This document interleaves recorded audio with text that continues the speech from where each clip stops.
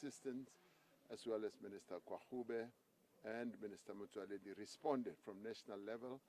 And the Premier himself was on the ground, even saving some of the survivors and going through this area in his gumboots.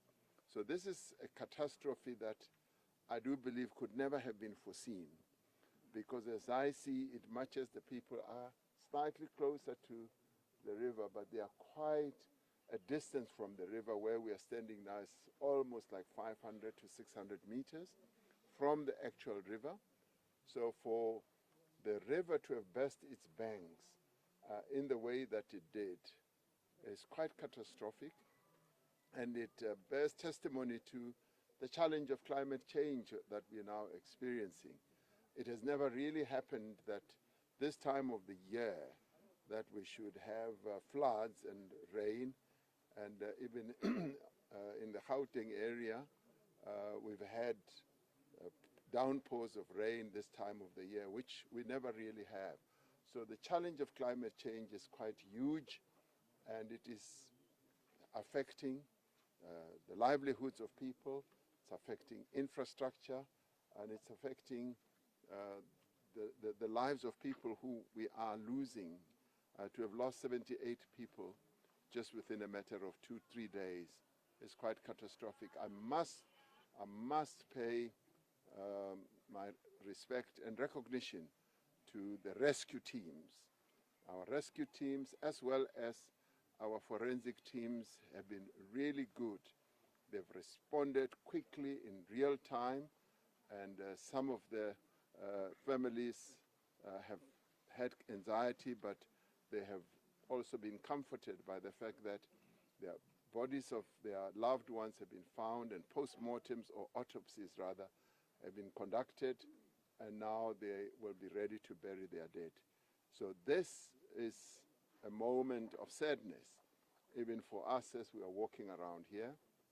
And we have pledged that we will assist the people who have suffered as a result of this. Government will be there to help with shelter at the moment, and we have to pay tribute also to non-governmental organizations that have been working with us, such as the Gift of the Givers and others. And our religious leaders have been on the ground continuously, and we thank them for that.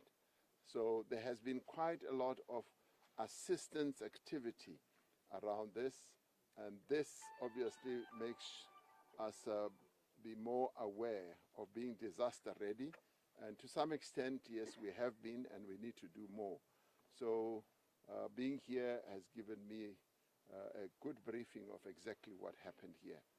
We've received messages of support from other countries, which we are grateful for, from various countries around the world. And that just goes to show that we don't live alone on this earth, and there are those who see and watch what is happening and pledge their solidarity. Which is what our G20 presidency is all about fostering equality, solidarity, and sustainability. So the climate change effect that we are seeing here is one of the issues that we want to address frontally at the G20. And as we now head to the G7 in Canada, it is one of the issues that we are going to be putting forward on the global agenda, that areas of the world where there are repeated disasters, like we have in our own country, KZN and the Eastern Cape are always affected by various types of disasters.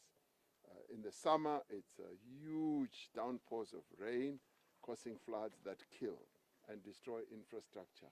And now here in the Eastern Cape as well, in addition to the disasters they suffer in summer, now in winter, it's not only snow and cold, it's also floods that are now descending on the people of the Eastern Cape. So we pledge our solidarity and have passed our condolences to the families of those who have lost their loved ones.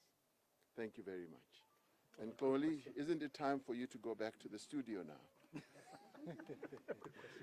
Mr. President, two quick questions. How seriously are you going to take the suspicion that something may have gone wrong with the Mthatha Dam for this area to be engulfed by water in that way? But second and lastly, Mthatha is the resting place of this country's founding president. The infrastructure is horrible, Mr. President. Much like you were horrified by the city of Joburg, this is another one where people are going to probably come here for tourism. What is going to be done about the economically depressed OR Tambo region? Well, with regard to the suspicion that the flow of the water may have been unusual because there's the Mthatha Dam and the flow of the water seems to have come from the wrong direction. It's something that needs to be looked into. The Mthatha Dam does not have a sluice gate. So it cannot be that the water was opened to flow in a different direction. We need to look at exactly what the flow of the water was. Is it possible that the water was flowing down and could have gathered in a particular place and reversed? It does happen when floods are in full flight. So this is a matter that obviously the Department of Water and Sanitation needs to look at and come back with a clear opinion. But the fact that the Mthatha Dam does not have a sluice gate which could have been opened should already give us an indication that it's nothing. I wouldn't say there was anything that was intentionally done. It could have been just the flow of the water, but let's focus on what Department of Water and Education will find. With regard to, if you like, service delivery is a challenge all over the country. And that is why we are focusing in our priorities as the Government of National Unity on increasing the capacity of the state and focusing on local government through the Vulindlela Phase 2 process. Minister Tlhabisa is focused on trying to reposition our municipalities, but he's not the only one. Our Operation Vulindlela 2, which is headed by the presidency as well as Treasury, is focusing on that. We're looking at how we can reposition our local government so that people who live in our towns, and they all live in our towns and rural areas, should find that we're providing better services. And what services are a big challenge here in OR Tambo as well. And as you correctly say, the home and the resting place of our founding president. But it's all perverse throughout the country, and that is why we've made the functioning of local government an area of focus. We want to correct that. And we're not only doing it because we're going to the elections in 2026. It's a matter that we've got to do it as a matter of fact and ensuring that our people do get to live in a better place, and so that we can also boost the economic fortunes of our various local areas. So we will be attending to that. Thank you, guys. Thank you so much. Do you know Thank you. the exact toll at this stage and how many? Yes, sir. Sorry. Introduce yourself. My name is Abongile Yantis from the SABC.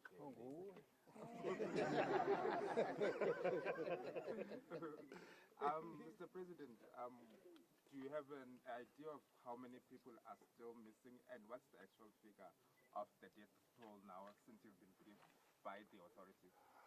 As I was briefed, the death toll is around 78. There are some people who are still missing, and some of them are young children. And I met the family of one family member. Her name is Ongezwa. She has lost her mother and her 2 children, and I think a sister as well. So it's a real sad situation in relation to that family, but I guess many other families are suffering more or less the same misfortune. So far 78, and it could increase by a few other people who are still missing. Thank you. Thank you, guys. Thank you so much. Thank you, Mr. President.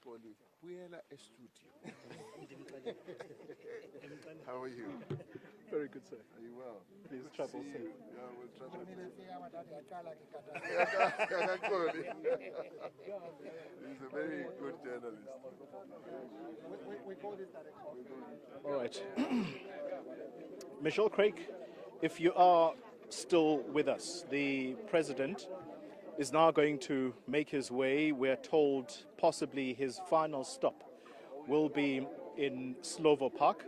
I see the camera is flashing there. It might be our battery, but quickly summing up what has happened here. The president taken through the start where he went on the bridge where the kids lost their lives. They were in a school bus. Then to the community, and that's where he really made his biggest remarks that this is climate change, yes, but help is on its way. I don't know how that community is digesting that, because he didn't quite spell out what that will be, as in the form of help that's going to come. But he said, yes, government may not act here today because that's your expectation, but help is on its way. And then, of course, being taken through what we have seen the families going through, and that is horrific. Families losing members upwards of 3, 4, and just their lives turned upside down. It's going to take a while for them to be brought back here or rebuild their lives, but this is the situation, Michelle. And I had to ask that final question about whether or not there is reasonable suspicion that something may have gone wrong with the Mthatha Dam, because there are suggestions that someone would have opened gates. The president completely shattering that, saying the Mthatha Dam does not have sluice gates, and therefore there's no way that someone would have opened the valve and it therefore washes away communities as a result of the large amounts of water. So that's where we are, Michelle.